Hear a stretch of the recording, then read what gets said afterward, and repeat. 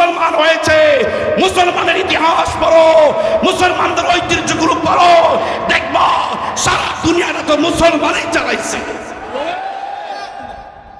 আর তোমরা দাঁত চিটকে বলো ইসলামের রাজনীতি নাই। আজকে রাজনীতি দেখাবো, রাজনীতি ইসলামে নাই, রাজনীতি মসজিদে নাই, রাজনীতি সমাজে নাই, রাজনীতি ঘরে নাই, রাজনীতি মেম্বারে নাই, রাজনীতি চেয়ারম্যানে নাই, সব তোদের আছে, সব তারা দখল করবে আর আমাদেরকে এক করে মসজিদের মধ্যে বইরা রাখবে।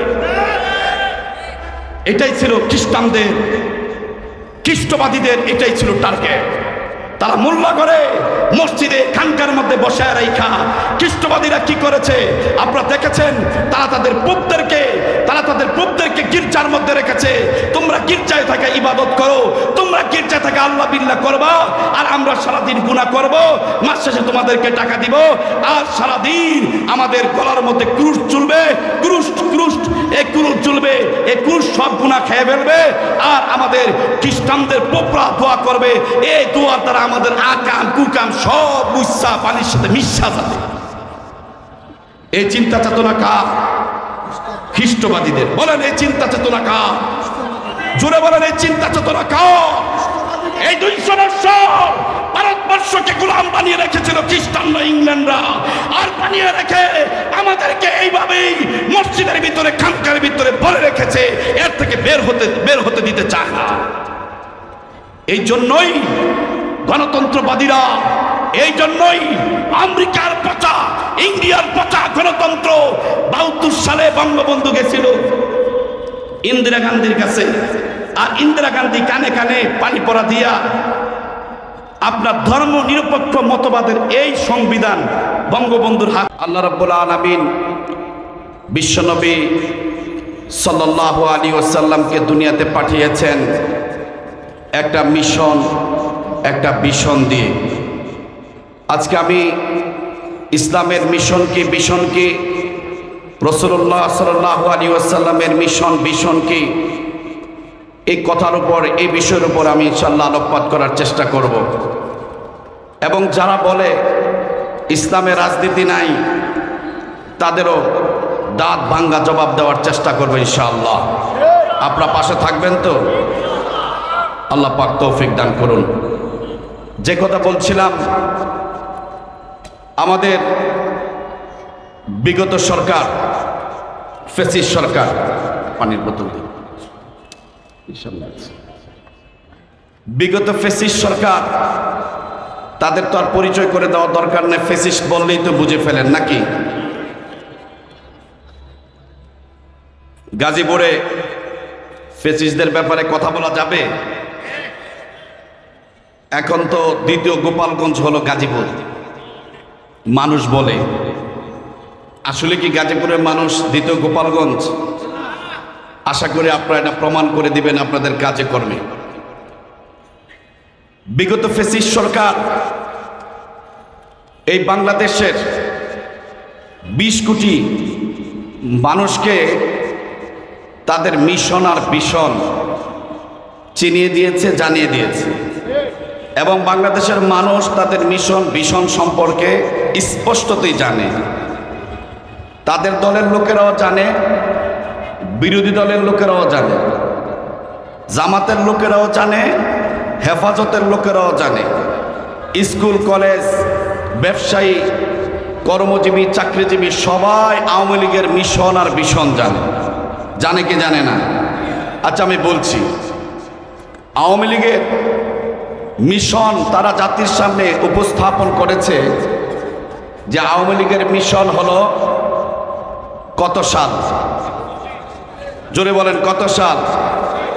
41 সাল। তাহলে বোঝা গেল আপনারা জানেন আওয়ামী লীগ এই ক্ষেত্রে তারা সফল, যে তাদের মিশন আর ভিশনকে এই জাতির সামনে তারা পেশ করেছে। জাতীয় মাশাআল্লাহ খেয়েছে, জাতীয় খেয়েছে। তাহলে আওয়ামী লীগের মিশন আমরা জানি যে আওয়ামী লীগের মিশন হলো 2041 সাল পর্যন্ত। 2041 সাল পর্যন্ত বেচারা থাকতে পারে নাই, এটা ভিন্ন কথা, কারণ জালেমরা তাদের মিশন পর্যন্ত পৌঁছতে পারে না, এর আগেই উইকেট পতন হয়ে যায়। ঠিক কি ঠিক না? এটাই আল্লাহর সিস্টেম। যদি তাদের মাকসাদ, মনজিলে মাকসাদ পর্যন্ত যদি তারা পৌঁছে যেত, তাহলে ফেরাউনের মতো হয়ে যেত, তারাও বলে ফেলতো আনা রাব্বুকুমুল আলা। এই জন্য আল্লাহ রাব্বুল আলামিন এই সুযোগ দিবেন না। আওয়ামী লীগের ভীষণ হলো, আওয়ামী লীগের একটা ভীষণ আছে না? বলেন আওয়ামী লীগের ভীষণ কি? কি ভীষণ?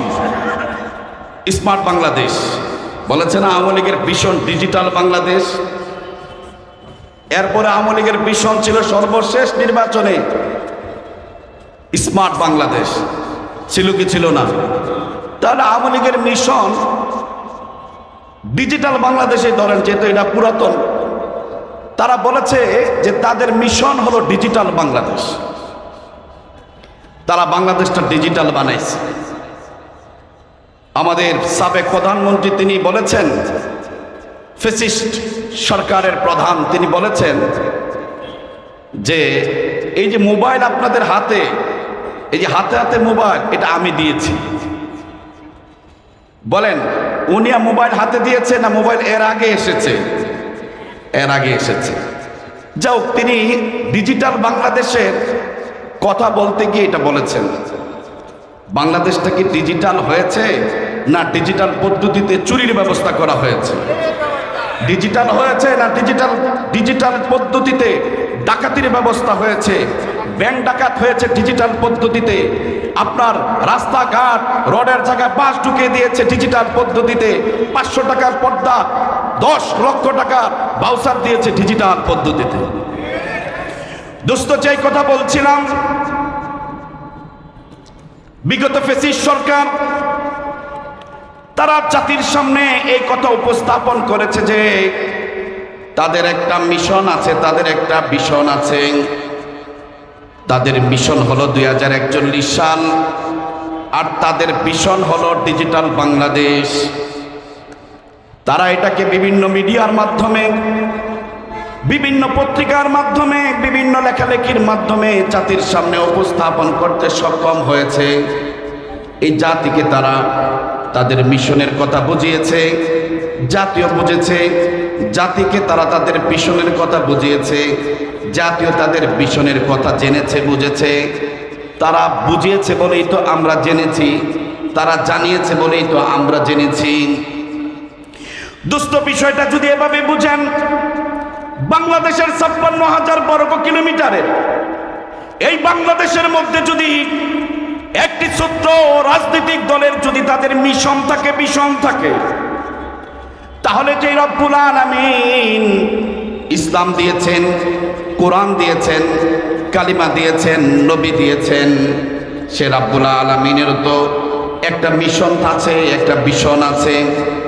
বিশ্বনবী সাল্লাল্লাহু আলাইহি ওয়াসাল্লামকে মানবতার মুক্তির দূত হিসাবে দুনিয়াতে পাঠিয়েছেন।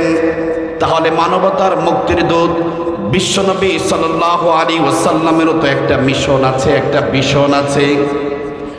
দোস্ত, এই জাতি সারা পৃথিবীতে বর্তমান সময় 2025 সালের জরিপ হলো, সারা দুনিয়াতে মানুষের জনসংখ্যা 2025 সালের আগে ছিল 600 কোটি মানুষ, আর 2025 সালের জরিপে এসেছে 828 কোটি মানুষ। 828 কোটি মানুষের বসবাস হলো সারা পৃথিবী। এর মধ্যে 200 কোটির উপরে হলো, এর মধ্যে 200 কোটির উপরে হলো মুসলমান, এর মধ্যে 200 কোটির উপরে হলো মুসলমান।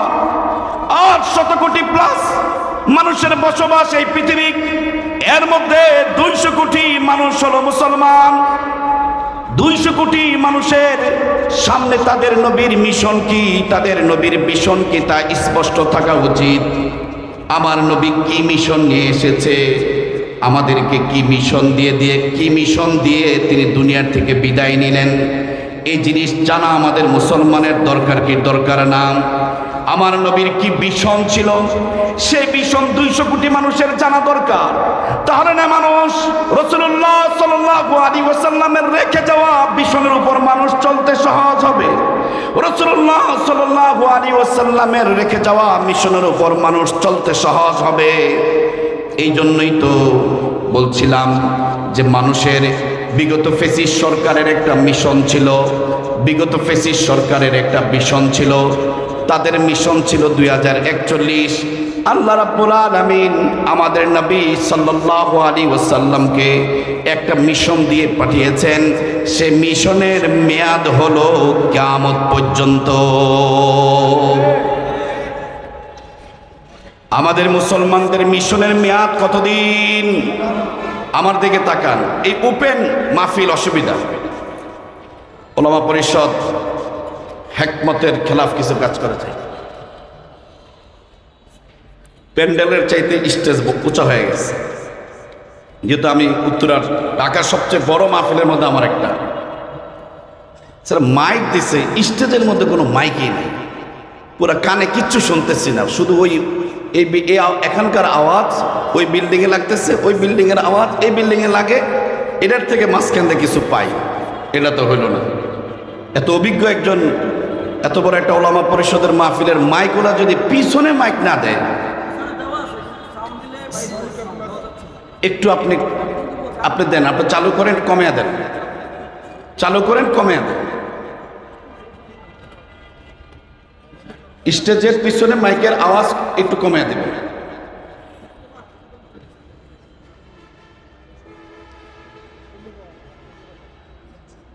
যে কথা বলছিলাম, বাস একটু কমা, ঠিক আছে দোস্ত, যে কথা বলছিলাম, ঠিক আছে, থ্যাংকস,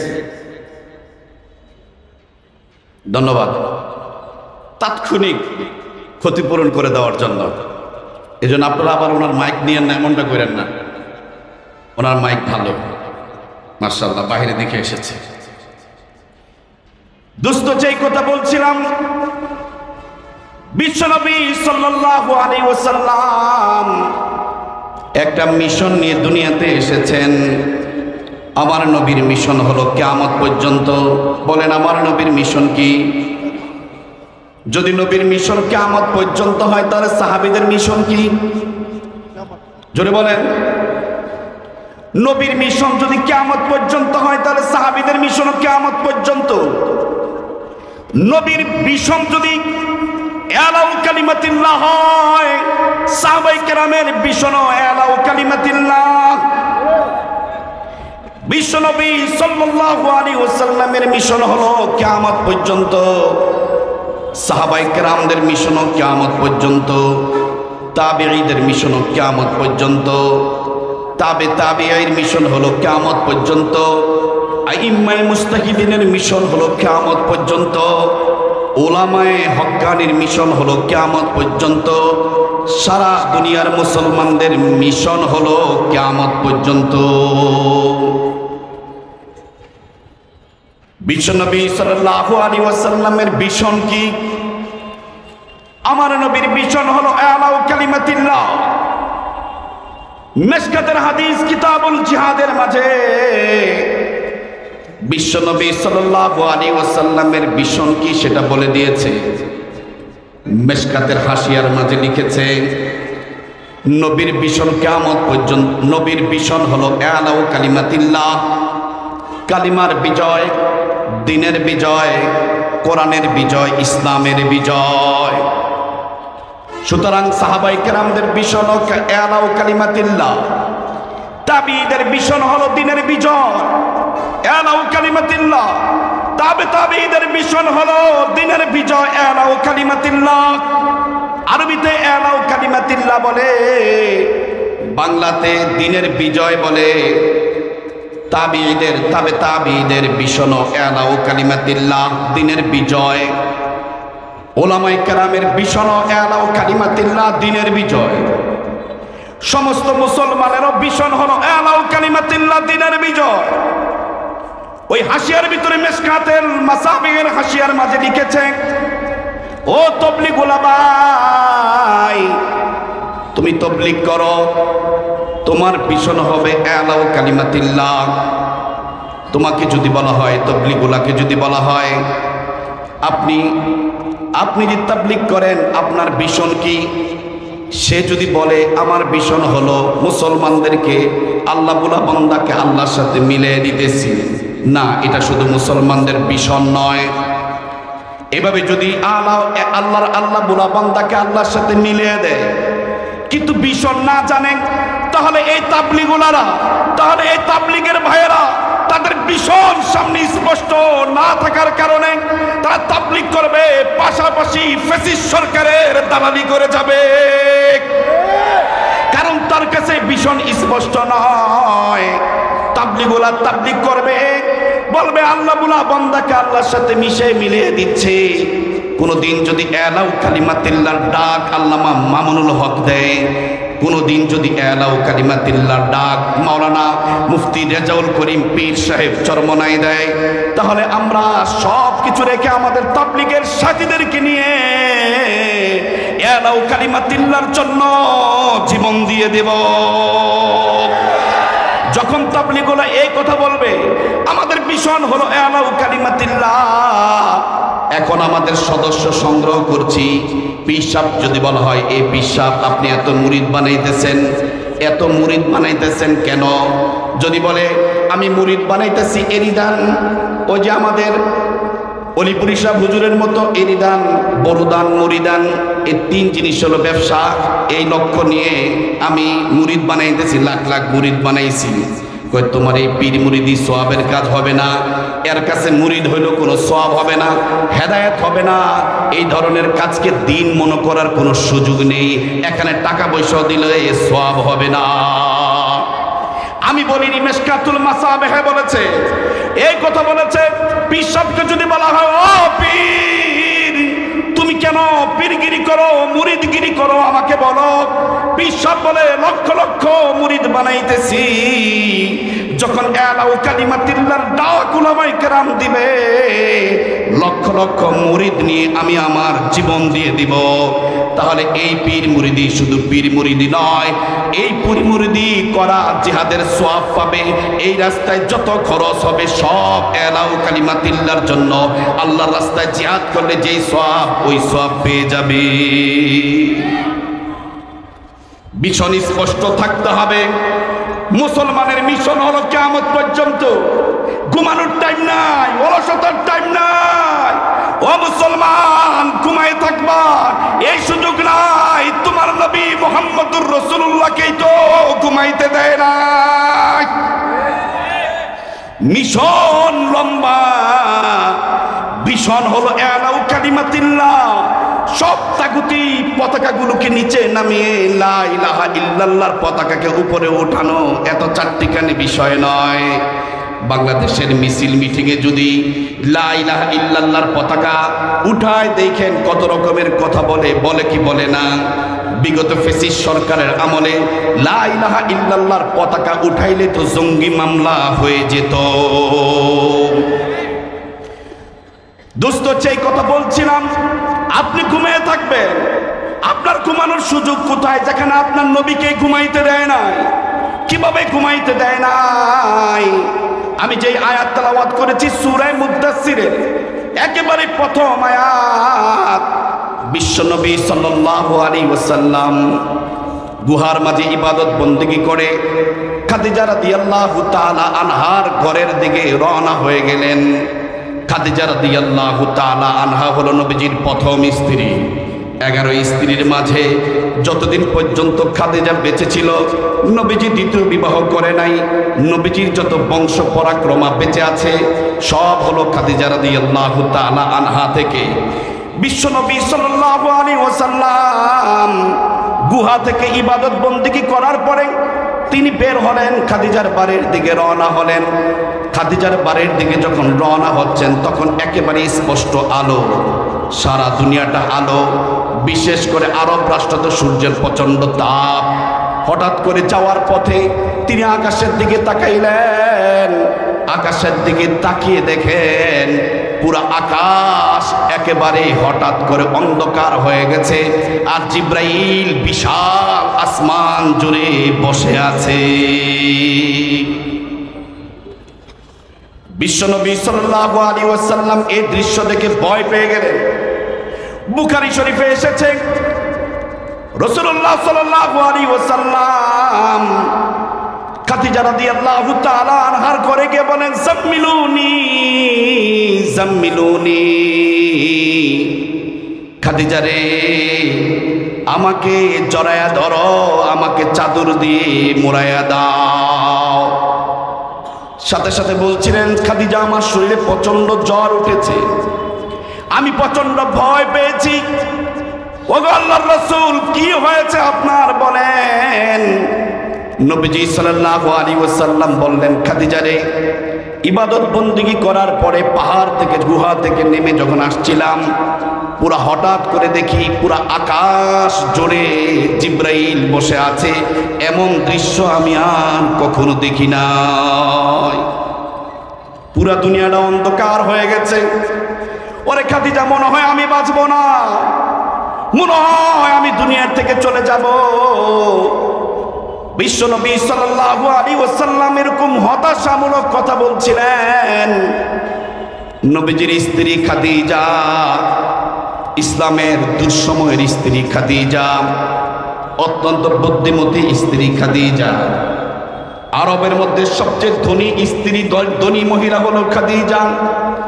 খাদিজা রাদিয়াল্লাহু তাআলা আনহা বিশ্বনবী সাল্লাল্লাহু আলাইহি ওয়াসাল্লামকে চাদর দিয়ে মুড়ো দিয়ে রেখে খাদিজা রাদিয়াল্লাহু তাআলা আনহা কিছু কথা বলছিলেন, সান্ত্বনার বাণী শোনাচ্ছিলেন। হুজুর, আপনি মানবতার মুক্তির দূত, আপনি মানুষের সেবা করেন, অসহায়দের পাশে থাকেন, বিধবাদের বিবাহের ব্যবস্থা করেন, আপনি বিপদগ্রস্ত মানুষের পাশে থাকেন, এতিমের অভিভাবক হন, এতিমকে সহযোগিতা করেন, সামাজিক খেদমত করেন, ঝগড়া বিবাদ ফিতনা ফাসাদ বন্ধ করার চেষ্টা করেন, ইফটিজিংকে বন্ধ করার চেষ্টা করেন।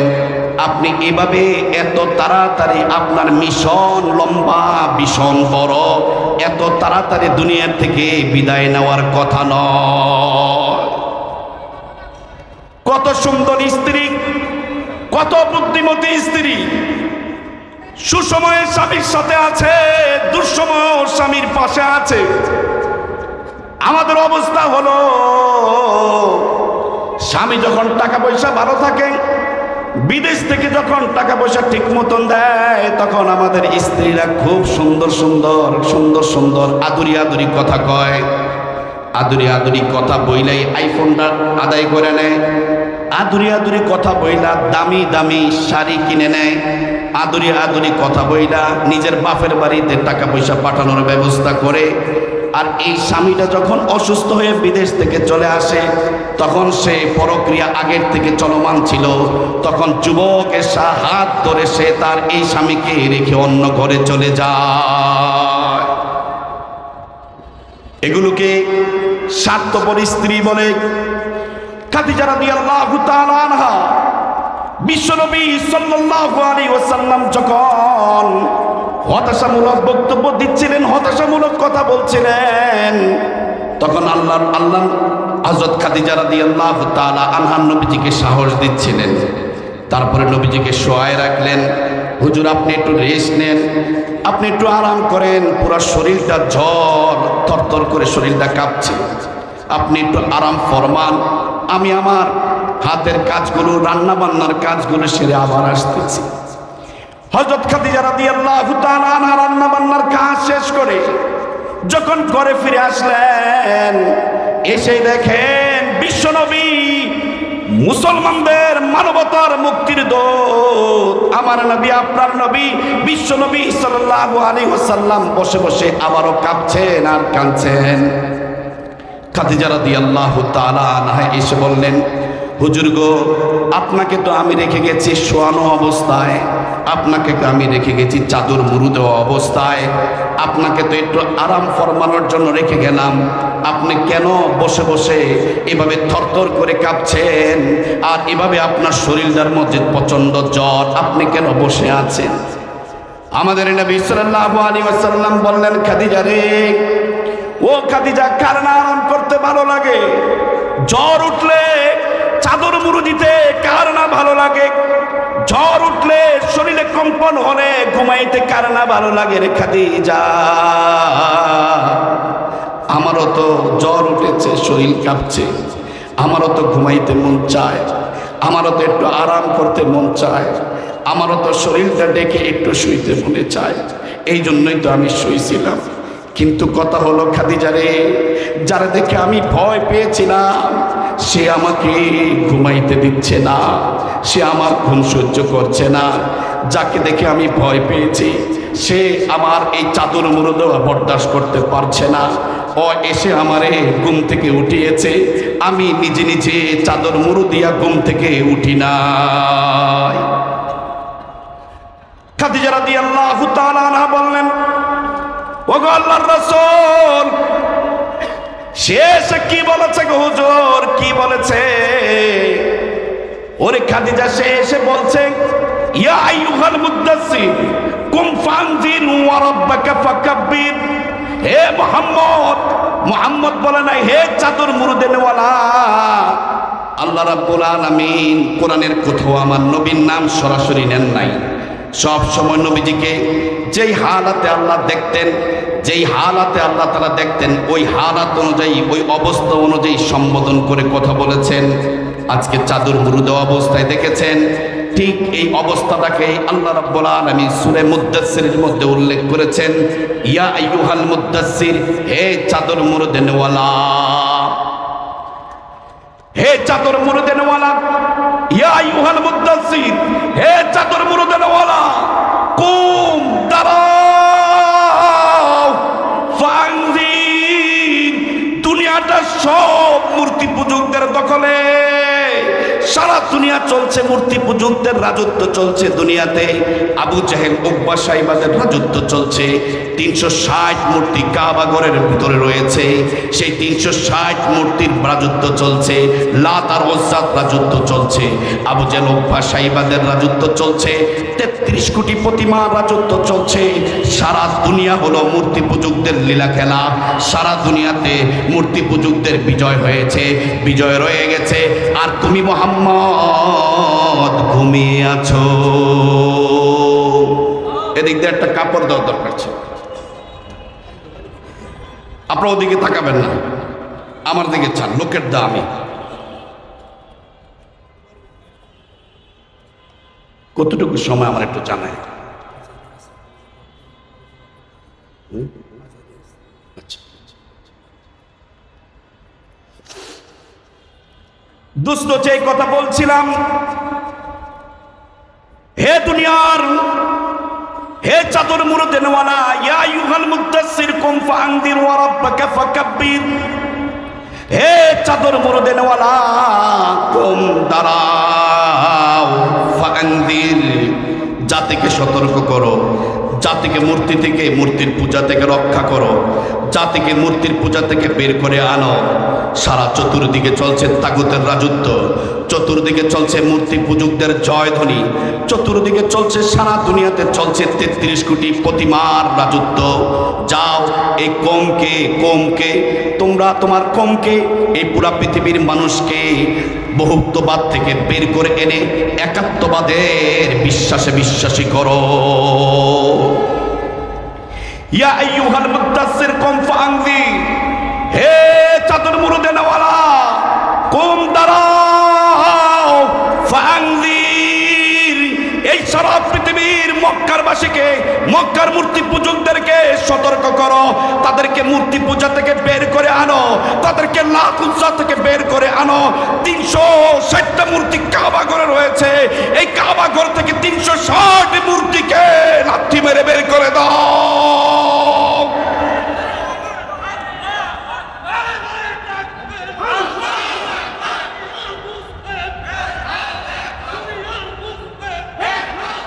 চাদর মুড়ে দিয়ে ঘুমিয়ে আছো, কম দাঁড়াও। অলসতার কোনো সুযোগ নাই, ঘুমানোর কোনো টাইম নাই। মুসলমানদের ঘুমানোর কোনো টাইম নাই। কাফের মুশরিকরা ঘুমায় না, সারাদিন 24টা ঘন্টা পৃথিবীর মুসলমানদেরকে অত্যাচার নির্যাতন করার জন্য ইহুদিরা, আমেরিকারা, খ্রিস্টবাদীরা, হিন্দুত্ববাদীরা, এই যে ভারতের ইন্ডিয়া সহ সারা বিশ্বের সমস্ত কুফরি শক্তি ঐক্যবদ্ধ হয়ে একদিক থেকে ফিলিস্তিনে আমার মুসলমানদের বিরুদ্ধে ষড়যন্ত্র হচ্ছে, আরেক দিক থেকে ইসরায়েল কর্তৃক আমেরিকা ট্রাম্পের শক্তিতে আমাদের ফিলিস্তিনের মুসলমানদেরকে ইতিমধ্যে প্রায় 1 লক্ষ যুবক শহীদ হয়ে গেছে। তোমরা ঘুমাও, সব কাফেররা ঘুম বাদ দিয়া মুসলমান নিধনে নেমেছে। সব কুফারি শক্তি তারা ঘুম বাদ দিয়া তারা প্রযুক্তির খেলায় নেমেছে, তারা প্রযুক্তির উন্নতির উচ্চ শিখরে উঠছে। আর তোমরা ঘুমাইতেছ, তোমরা উন্নতির কোনো মাথা ব্যথা নাই, প্রযুক্তির কোনো খবর নাই। তারা আমাদেরকে স্যাটেলাইটের নিয়ন্ত্রণে তারা আমাদের উপর বোমা মারে, আর তুমি ঘরে বৈশা মারামারি করো। 1 ইঞ্চি জায়গার জন্য একে অপরকে মেরে ফেলে, এক ভাই অপর ভাইকে মেরে ফেলে। 1 ইঞ্চি জায়গার জন্য ভাইকে খুন করে। 1 ইঞ্চি জায়গার জন্য একটা মোবাইলের জন্য ছিনতাইকারীরা আমার ভাইকে আমার বোনকে কোবাইতে দেরি করে না। গত পরশু দিনের ঘটনা উত্তরাতে দেখেছেন, একজন মহিলাকে একজন ভাইকে কিভাবে তারা আক্রমণ করেছে শুধু একটা ফোনের জন্য।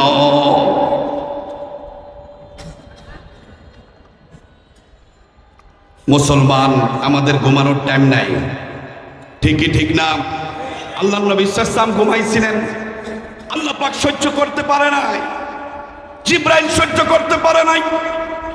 জিবরাইল এসে বলে, ইয়া আইয়ুহাল মুত্তাসির কুম ফানজির, হে চাদর মুড়ে দেনেওয়ালা দাঁড়াও, কমকে বলো মূর্তি পূজা ছাড়তে বলো, কমকে বলো তারা যেন বহুত্ববাদকে ছেড়ে এক আল্লাহর তাওহীদবাদের উপর চলে আসে।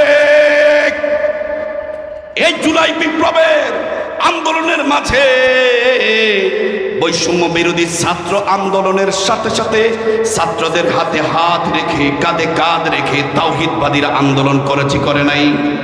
তাওহীদবাদী কাকে বলে? এক আল্লাহকে যে বিশ্বাস করে তারা তাওহীদবাদী বলে।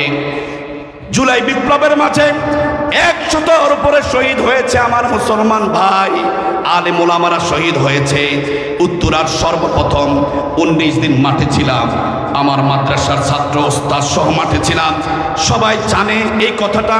নিয়ামতুল্লাহ আমিন 17 থেকে 18 দিন মাঠে ময়দানে কাজ করেছি, সশরীরে কাজ করেছি।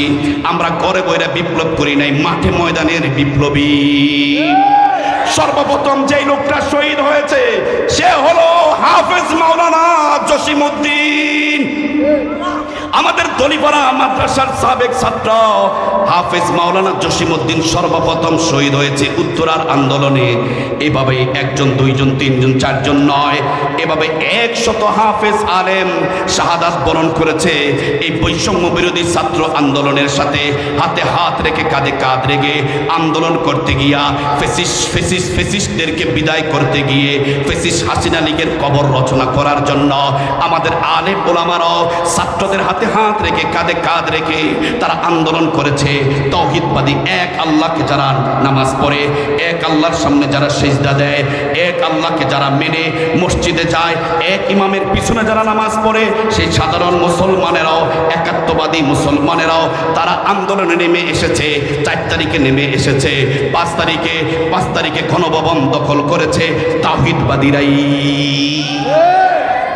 আর এখন মস্করা করো, তাওহীদবাদী নিয়ে মস্করা করো, মুখ বনে তাওহীদবাদীদেরকে টিটকারি করো। তাওহীদবাদীদের বিরুদ্ধে যারা যাবে কেউ বাংলাদেশে টিকে থাকতে পারবে না।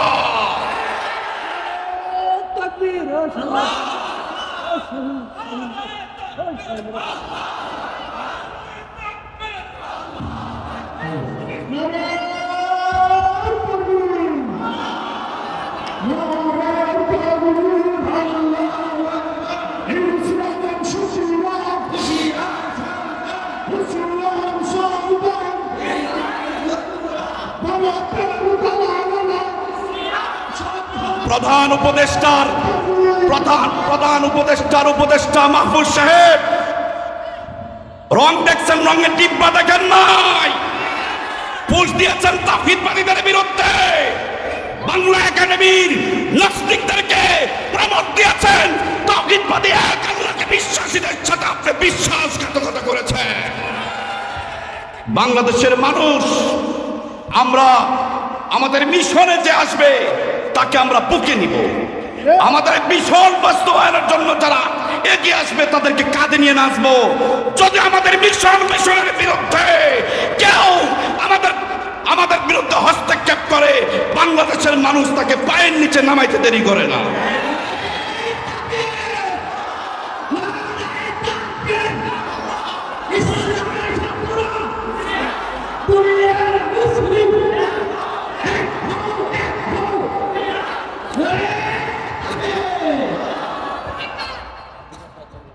অলসতার সুযোগ নাই। ইয়া আইয়ুহাল মুদ্দাসসির, হে চাদর মুরদেনওয়ালা, কুম ফাআনজির, উঠো, অলসতার চাদর ফেলে দাও, অলসতার চাদর ফেলে দাও। ফাআনজির, কুমকে, মূর্তি পূজকদেরকে, তাদেরকে দাওয়াত দিয়ে একাত্মবাদে আনো। কাকে বলেছেন বলেন? এটা কে বলেছে? কাকে বলেছেন? শুধু কি এটা নবীর জন্যই খাস না? এই আয়াত কিয়ামত পর্যন্ত চলমান থাকবে। মিশন যদি কিয়ামত পর্যন্ত হয়, তাহলে কোরআন, ওই মক্কা আর মদিনার যেই কোরআন, ওই কোরআনের মেয়াদও কিয়ামত পর্যন্ত। আমাদের নবীজির নবুয়তের মেয়াদও কিয়ামত পর্যন্ত, আমাদের ইসলামের মেয়াদও কিয়ামত পর্যন্ত, আমাদের কালিমার মেয়াদও কিয়ামত পর্যন্ত। সুতরাং আমাদের মিশন ভীষণ সামনে রেখে চলতে হবে। যদি মিশন না থাকে, সামনে যদি ভীষণ না থাকে, তাহলে দালালি করার বা বিভ্রান্ত হয়ে যাওয়ার সম্ভাবনা রয়েছে। ফাআনজির ওয়া রাব্বাকা ফাকাব্বির, ওয়া রাব্বাকা ফাকাব্বির বলেন, বলেন আল্লাহু আকবার। কে বলেছে? কুরআন বলেছে, আল্লাহ রাব্বুল আলামিন বলেছে, মুহাম্মদ এই চাদর মুরুদে নেওয়ালা, চাদর ছেড়ে দাও আর দাঁড়িয়ে যাও আর আল্লাহু আকবার বলো। আল্লাহ সবচাইতে বড়, আল্লাহ সবচাইতে বড় স্লোগান দাও। তাহলে এই মূর্তি পূজকদের সমস্ত মসনদগুলো থরথর করে কেঁপে উঠবে। অত্যন্ত দুঃখজনক এবং পরিতাপের বিষয় হলো, বিগত 16 বছর যেই সূরা মুদ্দাসসির থেকে আল্লাহ রাব্বুল আলামিন যেখানে মুসলমানদেরকে নির্দেশ দিয়েছেন ফাকাব্বির, আমরের সিগা, তোমরা আল্লাহু আকবার বলো, আল্লাহু আকবার বলো। আরে ভাই, তোমরা যদি আল্লাহু আকবারের তাকবীর না দাও, তাহলে জয় শ্রীরামের তাকবীর কিন্তু বাংলাদেশে চলে আসবে। জায়গা খালি থাকে না রে দোস্ত, জায়গা খালি থাকে না। তুমি যদি হকের আওয়াজ না পৌঁছাও, বাতিলের আওয়াজ পৌঁছে যাবে। তুমি যদি হকের পথে টাকা খরচ না করো, বাতিলের পথে তোমার টাকা খরচ হয়ে যাবে। টাকা এটা রাখার জিনিস নয়, এটা ব্যয়ের জিনিস। হয়তো হক পথে, নয়তো বাতিলের পথে। হয়তো তোমার আওয়াজ হক পথে হবে, নয়তো তোমার আওয়াজ বাতিল পথে হবে। হয়তো তুমি হকের দাওয়াত দিবা, নয়তো ওই ভাইয়ের কাছে বাতিলের দাওয়াত পৌঁছে যাবে। বিগত 16টা বছর আল্লাহু আকবার নারে তাকবীর, আল্লাহু আকবারের স্লোগানকে জামাত শিবিরের স্লোগান বানিয়েছে।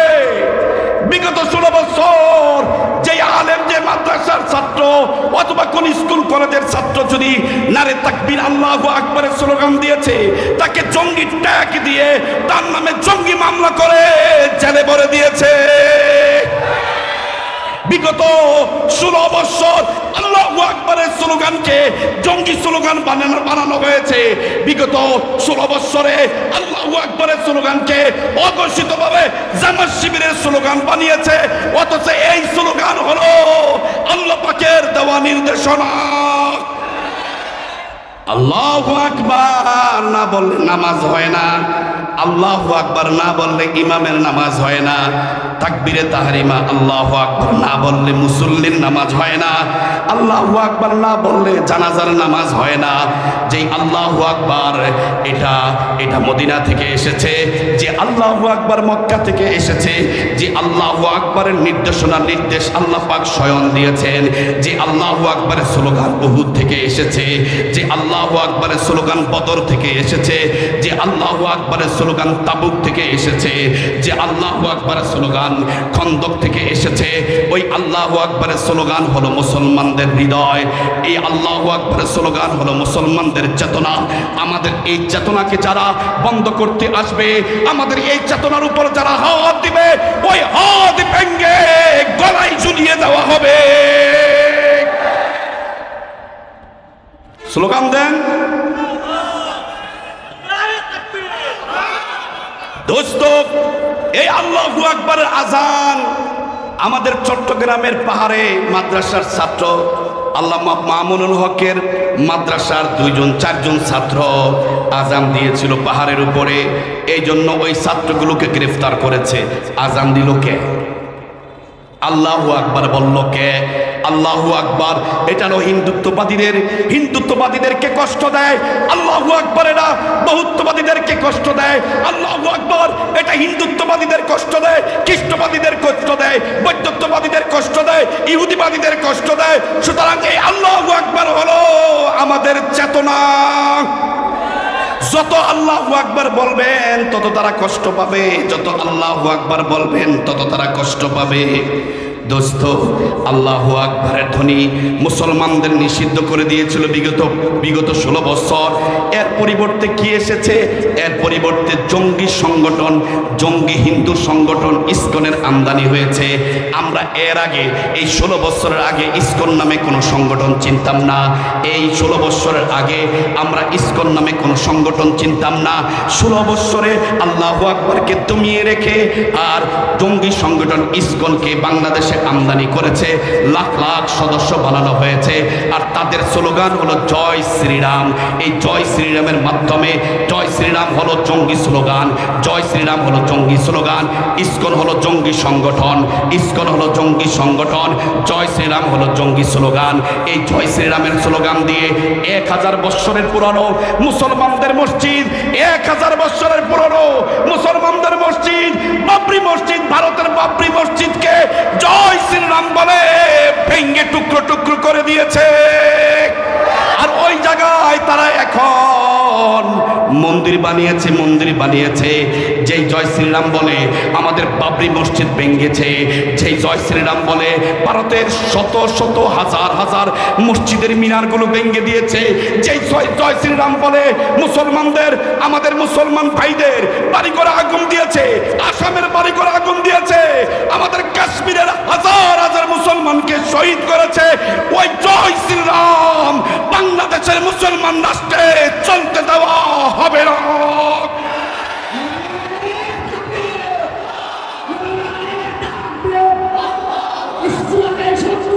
জয় শ্রীরাম বলেন আমাদের অ্যাডভোকেট, আমাদের বয় অ্যাডভোকেট সাইফুল ইসলাম আলিফ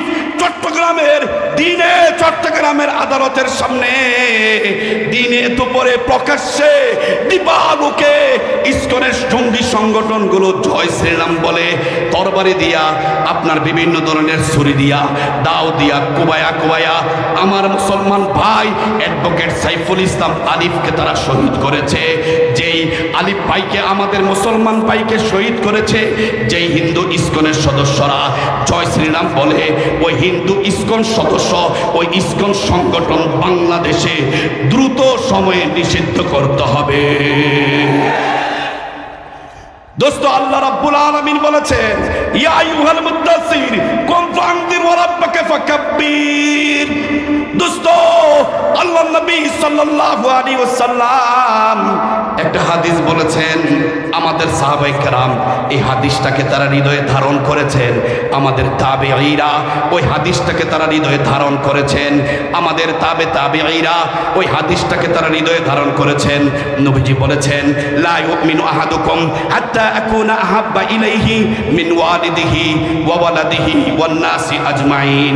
যতক্ষণ পর্যন্ত এ দুনিয়ার মুসলমানেরা শোনো, যতক্ষণ পর্যন্ত তোমরা আমি নবী মুহাম্মদের আদর্শকে, আমি নবী মুহাম্মদের মিশনকে, এই এদিকে চান, আপনি এত এদিকে চান কেন?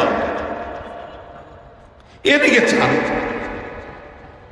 আপনার সময় নষ্ট করতেছেন। কত মানুষ আসবে যাবে, ওদিকে তাকাইলে তো বয়ান সুন্দর হবে না। এই বয়ানটা মনে রাখতে হবে আপনাদেরকে, এই মিশন মনে রাখতে হবে। সামনে অন্য মসজিদে সব বয়ান করতে হবে। দোস্ত, যেই কথা বলছিলাম, আমার নবীর মিশন কিয়ামত পর্যন্ত, আমার নবীর মিশন হলো ইলাউ কালিমাতিল্লাহ, দিনের বিজয়। আমার নবীর সাহাবায়ে কেরামদের মিশন হলো কিয়ামত পর্যন্ত, তাদের মিশন হলো দিনের বিজয়।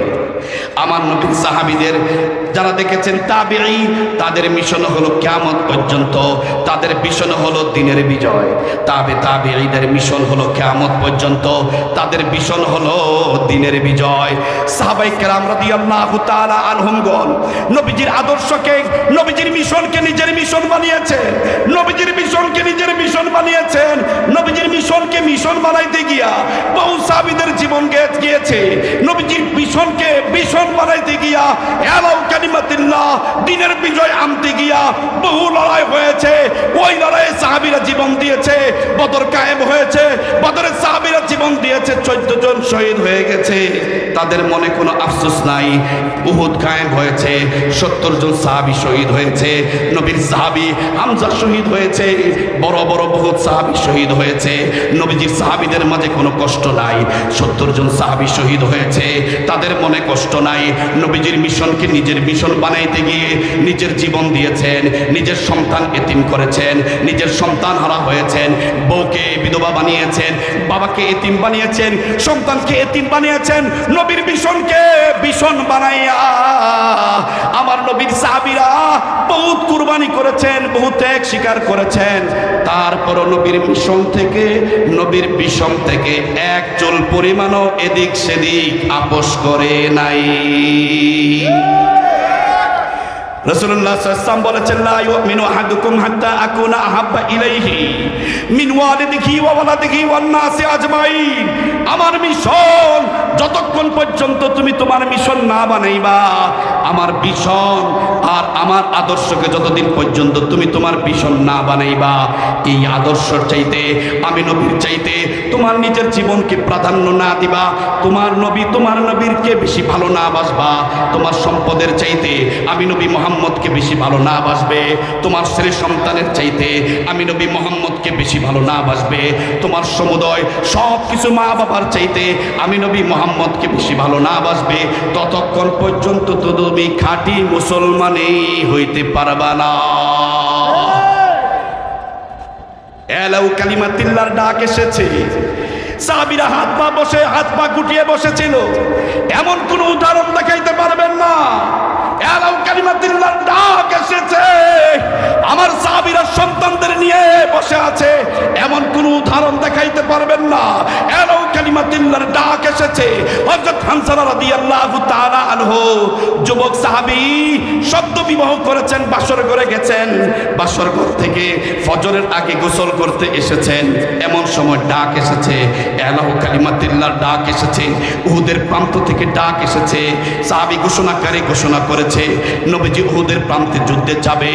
আইয়ামে জাহির আবু জাহেল উকবা সাইবাদের বিরুদ্ধে লড়াই করার জন্য, আবু জাহেল উকবা সাইবাদের পেতাত্তাদের বিরুদ্ধে লড়াই করার জন্য, মূর্তিবাদকে খতম করার জন্য উহুদের প্রান্তে বিশ্বনবী সাল্লাল্লাহু আলাইহি ওয়াসাল্লাম যাবেন। কে আছো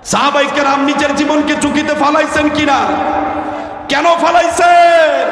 আরে আমাদের নবী নিজেই তো কয়, ওয়াল্লাযী নাফসু মুহাম্মাদিন বিয়াদিহি লাওয়াদিতু আন্নী উকতালু ফী সাবিলিল্লাহ সুম্মা আহইয়া সুম্মা উকতালু ফী সাবিলিল্লাহ সুম্মা আহইয়া সুম্মা উকতালু ফী সাবিলিল্লাহ সুম্মা আহইয়া। আরে আমার মন চায়, আমার জীবন আমার মরণ চার হাতে। সে আল্লাহর শপথ করে বলছি, আমার মন চায় আল্লাহর রাস্তায় জিহাদ করি, জিহাদ করতে করতে আমাকে শহীদ করে দেওয়া হয়, আবার দ্বিতীয়বার আমার জীবন দেওয়া হয়, আবার শহীদ করে দেওয়া হয়, আবার তৃতীয়বার আমার জীবন দেওয়া হয়, আবার আমাকে তৃতীয়বার শহীদ করে দেওয়া হয়, আবার তৃতীয়বার আমাকে জীবন দেওয়া হয়। এভাবেই যদি জীবনটা দিতে পারতাম, ইসলামের জন্য জীবন দিতে পারতাম, এটা ছিল আমার নবীজির আফসোস, এটা ছিল আমার নবীজির আফসোস। একই আদর্শ বহন করেছে হযরত আবু বকর, একই আদর্শ একই চেতনাকে গ্রহণ করেছে হযরত ওমর, হযরত উসমান, হযরত আলী।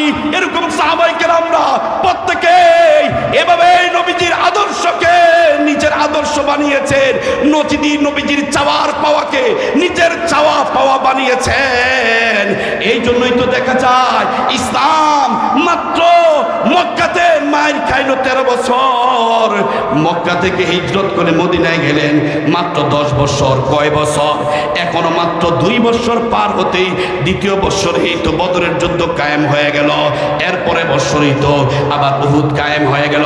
এভাবেই আমার নবী সাল্লাল্লাহু আলাইহি ওয়াসাল্লাম অল্প সময়ের মাঝে ওনার মিশনকে তিনি জমিনে নিজে বাস্তবায়ন করে গেছেন। আমার নবী নিজে আলাউ কালিমাতিল্লাহ জমিনে বাস্তবায়ন করে গেছেন। আমাদেরকে যারা উপদেশ দাও, আমাদেরকে যারা আমাদের মুসলমান জাতিকে যারা উল্টা মেসেজ দাও ক্ষমতার লোভে, তোমাদেরকে জানিয়ে দিতে চাই, মৌজা গোলামা পরিষদের এই ইসলামী সম্মেলন থেকে, আরে নাম তো মুসলমান হয়েছে, মুসলমানের ইতিহাস পড়ো, মুসলমানদের ঐতিহ্যগুলো পড়ো, দেখবা সারা দুনিয়াটা তো মুসলমানই চালাইছে। আর তোমরা দাঁত কিটকে বলো ইসলামে রাজনীতি নাই। আজকে রাজনীতি দেখাবো, রাজনীতি ইসলামে নাই, রাজনীতি মসজিদে নাই, রাজনীতি সমাজে নাই, রাজনীতি ঘরে নাই, রাজনীতি মেম্বারে নাই, রাজনীতি চেয়ারম্যানে নাই, সব তোদের আছে, সব তারা দখল করবে আর আমাদেরকে এক করে মসজিদের মধ্যে বইরা রাখবে। এটাই ছিল খ্রিস্টানদের, খ্রিস্টবাদীদের এটাই ছিল টার্গেট। তারা মোল্লা করে মসজিদে খানকার মধ্যে বসে রাখা। খ্রিস্টবাদীরা কি করেছে আপনারা দেখেছেন, তারা তাদের পুপদেরকে গির্জার মধ্যে রেখেছে। তোমরা গির্জায় থাকা ইবাদত করো, তোমরা গির্জায় থাকা আল্লাহ বিল্লাহ করবা, আর আমরা সারাদিন গুনাহ করব, মাস শেষে তোমাদেরকে টাকা দিব, আর সারাদিন আমাদের গলার মধ্যে ক্রুশ চলবে, ক্রুশ এই ক্রুশ চলবে, এই ক্রুশ সব গুনাহ খেয়ে ফেলবে, আর আমাদের খ্রিস্টানদের পোপরা দোয়া করবে, এই দোয়ার দ্বারা আমাদের আকাম কুকাম সব মুসা পানির সাথে মিশা যাবে। এই চিন্তা চেতনা কার? খ্রিস্টবাদীদের। বলেন এই চিন্তা চেতনা কার? জোরে বলেন এই চিন্তা চেতনা কার? এই 200 বছর ভারতবর্ষকে গোলাম বানিয়ে রেখেছিল খ্রিস্টানরা, ইংল্যান্ডরা, আর বানিয়ে রেখে আমাদেরকে এইভাবেই মসজিদের ভিতরে খানকার ভিতরে বলে রেখেছে, এর থেকে বের হতে দিতে চায় না। এই জন্যই গণতন্ত্রবাদীরা, এই জন্যই আমেরিকার পচা, ইন্ডিয়ার পচা গণতন্ত্র 72 সালে বঙ্গবন্ধু গেছিল ইন্দিরা গান্ধীর কাছে, আর ইন্দিরা গান্ধী কানে কানে পানি পড়া দিয়া আপনার ধর্ম নিরপেক্ষ মতবাদের এই সংবিধান বঙ্গবন্ধুর হাতে ঝুলিয়ে দিয়েছে। আর বঙ্গবন্ধু এটা পেয়ে এত খুশি, বাংলাদেশের সব ওই সময় মনে 15 কোটি না 7 কোটি মানুষ ছিল, বাংলাদেশের এই কোটি কোটি মানুষের উপর, মুসলমান মানুষের উপর চাপিয়ে দিয়েছে। আমাদের 71-এর স্বাধীনতা ছিল ইসলামী প্রজাতন্ত্রের উপর, আর এটাকে 72-এ গিয়ে ভারতের ইন্দিরা গান্ধীর পচা ধর্মনিরপেক্ষ মতবাদ বাংলাদেশে আমদানি করে আমাদের দেশটাকে ইন্ডিয়ার কাছে বেচে দেওয়ার ষড়যন্ত্র করেছে। ওই পচা ধর্মনিরপেক্ষ, ওই পচা ধর্মনিরপেক্ষ সংবিধান নিয়ে তোমরা এত খুশি, তোমরা যদি পচা কান্দা আমেরিকা থেকে কপি করা ভারতের সংবিধান আর ভারত থেকে কপি করা বাংলাদেশের সংবিধান, আরে আমেরিকার মানব রচিত সংবিধান পাইয়া, ভারতের হিন্দুত্ববাদীদের সংবিধান পাইয়া বাঙালি তোমরা যদি এত খুশি হও, তাহলে আমার কোরআন কি দোষ করেছে? আমার নবীর কোরআন মক্কা থেকে এসেছে, কিয়ামত পর্যন্ত পৃথিবীবাসীকে আলোকিত করে যাবে। তোমরা আমেরিকার সংবিধান জমিনে বাস্তবায়ন করার জন্য শহীদ হয়ে যায়। ভারতের ইন্দিরা গান্ধীর পচা গণতন্ত্র, পচা ধর্মনিরপেক্ষ মতবাদ জমিনে বাস্তবায়ন করার জন্য শহীদ হয়ে যাইতেছে।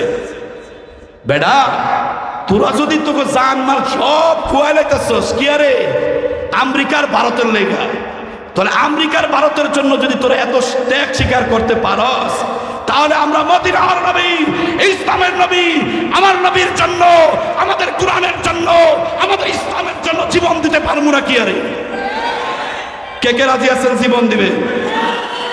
ধর্মনিরপেক্ষ এই সংবিধান চলবে না কোরআনের সংবিধান অনুযায়ী দেশ চলবে? আপনারা চান তো কোরআনের সংবিধান অনুযায়ী দেশ চলো? আল্লাহ কবুল করুন।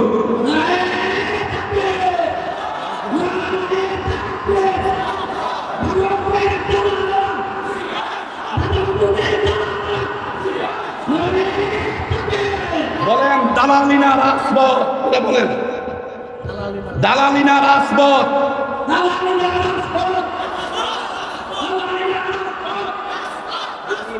দিল্লি না ঢাকা, আপোষ না সংগ্রাম,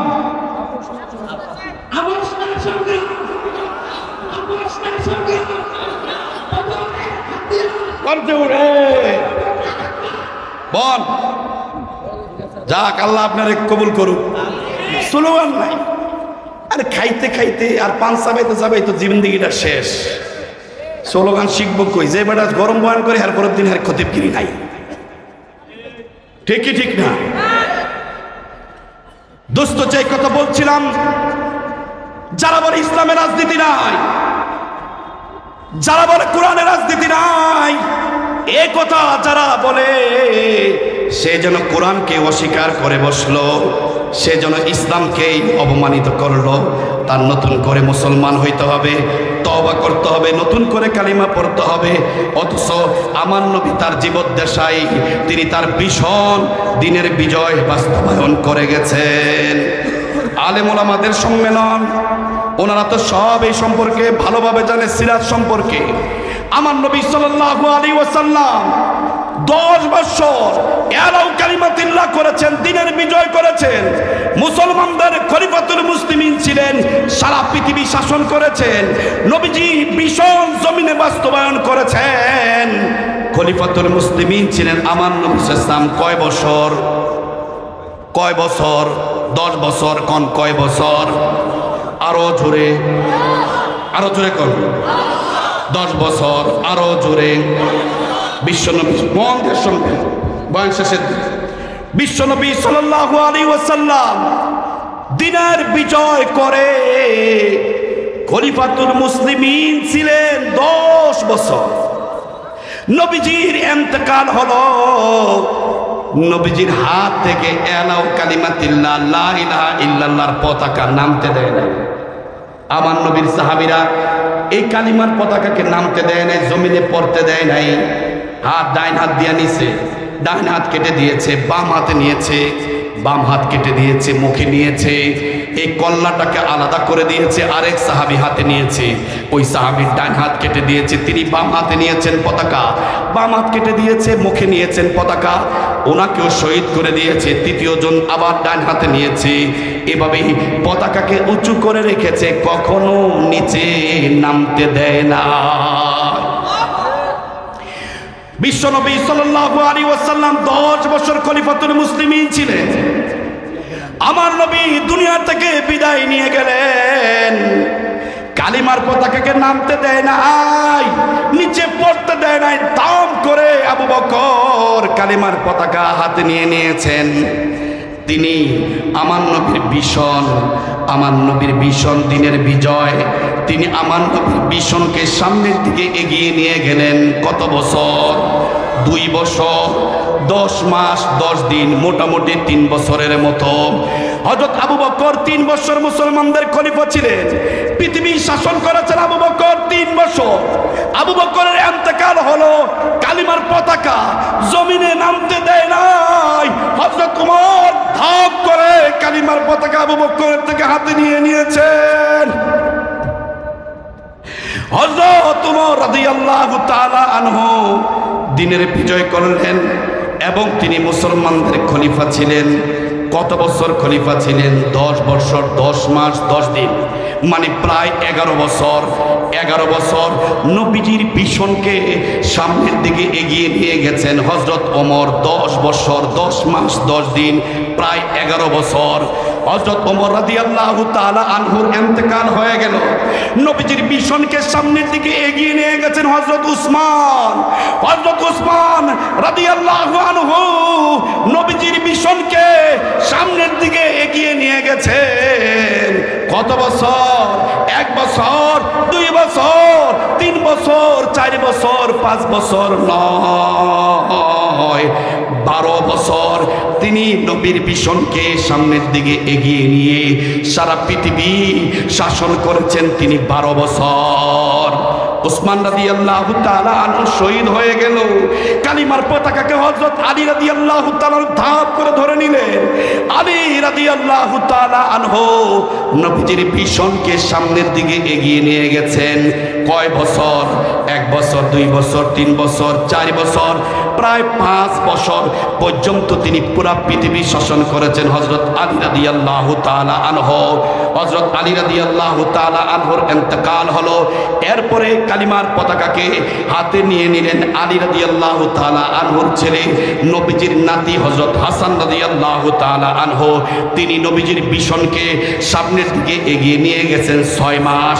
6 মাস পরে এই কালিমার এই দায়িত্ব, এই খেলাফতের দায়িত্ব হযরত মুআবিয়া রাদিয়াল্লাহু তাআলা আনহুর হাতে দিলেন।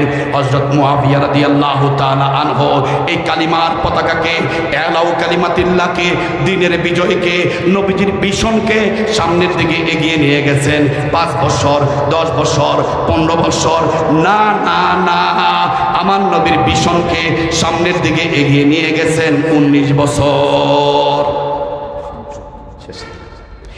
আমার নবীর মিশনকে সামনের দিকে এগিয়ে নিয়ে গেছেন হযরত মুআবিয়া রাদিয়াল্লাহু তাআলা আনহু, কাতিবিনে ওহী। হযরত মুআবিয়া রাদিয়াল্লাহু তাআলা আনহু নবীজির মিশনকে সামনের দিকে এগিয়ে নিয়ে গেছেন। কয় বছর বললাম? 19 বছর হিসাব রাখেন, 19 বছর। এরপরে হযরত মুআবিয়া রাদিয়াল্লাহু তাআলা আনহু দুনিয়া থেকে বিদায় নিলেন। ওনার বংশের লোকেরা, যাদেরকে উমাইয়া বংশ বলে, উমাইয়া বংশের লোকেরা আমার নবীর মিশনকে সামনের দিকে এগিয়ে নিয়ে গেছেন। কত বছর? 1 বছর 2 বছর 3 বছর 4 বছর 10 বছর 15 বছর 30 বছর 40 বছর 50 বছর 60 বছর 70 বছর। না না না, 92 বছর পর্যন্ত আমার নবীর মিশনকে এই জমিনে বাস্তবায়ন করেছেন উমাইয়ারা। কত বছর? উমাইয়াদের হাত থেকে উমাইয়াদের পতন হলো। উমাইয়াদের হাত থেকে কালিমার পতাকা পড়তে পড়তেই এটা জমিনে পড়তে দেয় নাই। আব্বাসীয়রা ধাম করে এই উমাইয়াদের থেকে কালিমার পতাকাকে হাতে নিয়ে নিলেন। আব্বাসীয়দের হেড অফিস হলো ইরাক। ইরাক থেকে তারা দুনিয়া শাসন করেছেন। কত বছর? আব্বাসীয়রা যত বছর পর্যন্ত পৃথিবী শাসন করেছেন, এই শাসনকালটাকে বলা হয় আব্বাসীয় খেলাফত। কিসের খেলাফত? জোরে বলেন, কিসের খেলাফত? আব্বাসীয় খেলাফত। আব্বাসীয়রা ইরাক থেকে সারা দুনিয়া শাসন করেছেন। আব্বাসীয়রা কত বছর পর্যন্ত? আব্বাসীয়রা সারা দুনিয়া শাসন করেছেন। নবীর ওয়ারিসরা সারা দুনিয়া শাসন করেছেন। 100 বছর 200 বছর 300 বছর 400 বছর। না না না, সারা দুনিয়া আব্বাসীয়রা সারা দুনিয়া শাসন করেছেন। মুসলমানরা সারা দুনিয়া শাসন করেছে। নবীজির মিশনকে সামনের দিকে এগিয়ে নিয়ে গেছে 500 বছর। সুবহানাল্লাহ বলেন। কয় বছর? 500 বছর। 500 বছর পৃথিবী শাসন করেছে আব্বাসীয়রা। আব্বাসীয়দের থেকে আব্বাসীয়দের পতন হলো। আব্বাসীয়দের থেকে খেলাফত চলে গেল উসমানীয়দের কাছে, উসমানীয় খলিফাদের কাছে উসমান, তারপরে বাদশাহ সুলেমান, সুলতান সুলেমান সহ এই বিশাল বাহিনী যাদেরকে বলা হয় উসমানী খেলাফত, তাদের হেডকোয়ার্টার হলো তুরস্ক, এরদোগানের রাষ্ট্র তুরস্ক। এই তুরস্ক থেকে একদিক থেকে আরব, একদিক থেকে মধ্যপ্রাচ্য, ইউরোপ, এদিক থেকে এশিয়া, আপনার মাঝখান দিয়ে হলো এশিয়া, এই বিশাল একটা এলাকা উসমানিয়া শাসন করেছে। কত বছর উসমানিয়া শাসন করেছে? 100 বছর, 200 বছর, 300 বছর, 400 বছর না, 500 বছর না, 600 বছর না, 625 বছর পর্যন্ত সারা পৃথিবী মুসলমানেরা শাসন করেছে, উসমানীয় খলিফারা শাসন করেছে। 625 বছর, প্রায় 700 বছর পর্যন্ত নবীজির মিশনকে জমিনে বাস্তবায়ন করে গেছেন উসমানীয়রা। সুবহানাল্লাহ কইবেন। 1924 সালে উসমানীয়দের পতন হয়। 1924 সালে আপনার প্রথম বিশ্বযুদ্ধে উসমানীয় খলিফাদের পতন হলো, উসমানীয় খলিফারা বিপর্যস্ত হলো, আপনার খেলাফতকে বিলুপ্ত করলো কামাল আতাতুর্ক। উসমানীয়দের প্রধান সেনাপতি বীর জাফর কামাল আতাতুর্ক মুসলমানদের সাথে গাদ্দারি করে সে খেলাফতকে বিলুপ্ত করলো 1924 সাল। মনে রাখেন কত সাল? 1924 থেকে 2024, এই 100 বছর এই জমিনে আল্লাহর মিশন নাই। এই 100 বছর এই জমিনের মধ্যে আল্লাহর খেলাফত নাই। কয় বছর খেলাফত নাই? কয় বছর? 100 বছর সময় নেই। 100 বছর জমিনে খেলাফত নাই। উসমানীয়দের শাসন হয়েছে প্রায় 700। ভারতবর্ষ মুসলমানেরা শাসন করেছে 800 বছর। ভারতবর্ষ মুসলমানরা শাসন করেছে কয় বছর? জোরে বলেন কয় বছর? ভারতবর্ষ মুসলমান শাসন করেছে কয় বছর? প্রায় 800 বছর ভারতবর্ষ মুসলমানরা শাসন করেছে। আজকে হিন্দুত্ববাদী মুদিরা মুসলমানদের বিরুদ্ধে বলে, আমাদের বিরুদ্ধে বলে আমরা নাকি বাংলাদেশে মূর্তি ভাঙি। আজকে তারা আমাদের বিরুদ্ধে অভিযোগ করে আমরা নাকি মন্দির ভাঙি। তারা আমাদের বিরুদ্ধে অভিযোগ করে আমরা নাকি হিন্দু মারি। আপনারা দেখেছেন? আমরা উল্টোটা দেখেছি। জুলাই বিপ্লবের পরে তোমাদের মন্দিরগুলো, তোমাদের মূর্তিগুলো আর হিন্দু পাড়াগুলো পাহারা দিয়েছে আলে ওলামা। দোস্ত, সেই হিন্দুত্ববাদী মোদিকে আমরা সতর্ক করে বলছি, আরে আমরা হিন্দু মারার রাজনীতি করি না, মন্দির ভাঙার রাজনীতি করি না, আমরা মন্দির ভাঙার রাজনীতি করি না, আমরা গির্জা ভাঙার রাজনীতি করি না। আমরা যদি হিন্দু মারার রাজনীতি করতাম, ভারতবর্ষ শাসন করেছি আমরা 800 বছর, যদি আমরা হিন্দু মারাই যদি আমাদের মিশন হতো, আর যদি 800 বছর পর্যন্ত হিন্দু মারতে থাকতাম, ভারতবর্ষে বাদি সালা দিয়া একটা হিন্দুও পাওয়া যেত না। যদি আমরা মন্দির ভাঙ্গার, মূর্তি ভাঙ্গার রাজনীতি করতাম, 800 বছর পর্যন্ত যদি মুসলমান শাসকেরা আপনার মন্দির ভাঙতো আর মূর্তি ভাঙতো, ভারতবর্ষে একটা মন্দির, একটা মূর্তি হারিকেন দিয়ে খুঁজে পাওয়া যেত। আমরা মূর্তি ভাঙ্গা, মন্দির ভাঙ্গার রাজনীতি করি না। ঠিক কি ঠিক না দোস্ত? আমার শেষ কথা, মুসলমানেরা একটু মনে রাখেন, আমার নবীজি থেকে বর্তমান বয়স হলো, হিজরি বয়স হলো 1446 বছর। কোন নবীজি থেকে বর্তমান পর্যন্ত হিজরি বয়স কত? 1446। এর মধ্যে 1346 বছর পর্যন্ত পৃথিবী শাসন করেছে মুসলমান। 1346 বছর পর্যন্ত পৃথিবীতে খেলাফত ছিল। 1346 বছর পর্যন্ত পৃথিবী শাসন করেছে নবীর ওয়ারিসরা। 1346 বছর পর্যন্ত 1924 থেকে 2024 মাত্র 100 বছর পৃথিবীর খেলাফতের ড্রাইভিং সিট থেকে, পৃথিবীর খেলাফতের ড্রাইভিং সিট থেকে মুসলমানরা ছিটকে যায় কত বছর? 100 বড় না 1346 বড়? সুতরাং ও মুসলমান, গাজীপুরের মৌচাকবাসীরা, আমরা আপনাদেরকে বলি, জুলাই বিপ্লবের পরে সুযোগ এসেছে। আপনারা যদি হাতে হাত রেখে, কাঁধে কাঁধ রেখে আল্লাহ মামুনুল হকের মিশনকে যদি সামনের দিকে এগিয়ে নিতে পারেন, আপনারা যদি বীর সাহেব চরমনায়ের মিশনকে যদি সামনের দিকে এগিয়ে নিতে পারেন, তাহলে 2025 2025 সালে আমরা পুনরায় আমাদের জমিনের মাঝে বাংলার জমিনে আল্লাহর নবীর ভীষণ বাস্তবায়ন করা সম্ভব। সম্ভব কি সম্ভব না? আল্লাহর জমিনে আমাদের সিরিয়াতে আল্লাহর নবীর ভীষণ বাস্তবায়ন হয়ে গেছে, আফগানিস্তানে ভীষণ বাস্তবায়ন হয়ে গেছে, চতুর্দিকে ভীষণ বাস্তবায়ন হয়ে গেছে। বাংলাদেশ থেকে ফ্যাসিস্ট সরকার ভাগছে, পালাইছে। এখন সুযোগ এসেছে সমস্ত আলেম ওলামারা ঐক্যবদ্ধ হন, তাওহীদবাদীরা ঐক্যবদ্ধ হন, নবীর ওয়ারিসরা ঐক্যবদ্ধ হন, নবীর মিশনকে নিজের মিশন বানান, নবীর মিশনকে নিজের মিশন বানান। আল্লাহর উপর ভরসা করে, আল্লাহর উপর তাওয়াক্কুল করে আল্লাহর জমিনে আল্লাহর খেলাফত পুনরায় প্রতিষ্ঠার জন্য কারা কারা জীবন দেওয়ার জন্য, রক্ত দেওয়ার জন্য, সম্পদ দেওয়ার জন্য রাজি আছেন? হাত তুলে দেখা।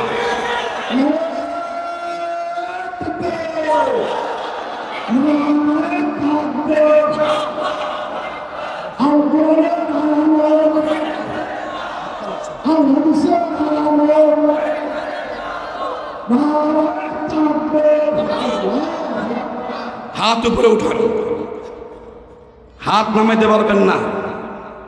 এই হাত ওনারা তো তরবারি উঠাইছে, আমগো চাইতে বড় তরবারি। আমরা কি হাতটা উঠাতে পারবো না? পারি না কেন? ব্যায়াম নাই, জিম নাই, কোনো জোকিং নাই, কিচ্ছু নাই। কি যে বুঝে পানি, শরীর যত বড় তার চাইতে ডাবল হলো পানি যাবে। এভাবে করলে হবে? নবীর কোনো সাহাবীর কোনো পেট ছিল না, হাদিস আসছে কোনো পেট ছিল না। আপনারা একটু জিম টিম করেন, বুকটা